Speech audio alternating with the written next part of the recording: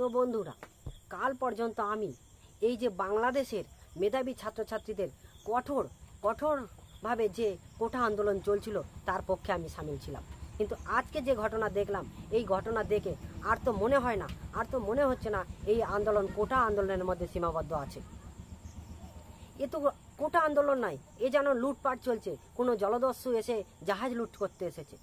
সামান্য একটা মশলার কোটো পর্যন্ত তারা লোভ সামলাতে পারলো না। একটা জামা কাপড় সে পর্যন্ত ওরা নিয়ে যাচ্ছে। টিভি, ফ্রিজ, যে যেমনভাবে পারছে যেন লুট করছে। এটা কি আন্দোলন নাই লুটপাট? এ তো মেধাবী ছাত্রছাত্রী লজ্জা হওয়া উচিত। শুধু মেধাবী ছাত্রছাত্রী নয়, এ লজ্জা সমস্ত ছাত্রছাত্রীর লজ্জা হওয়া উচিত।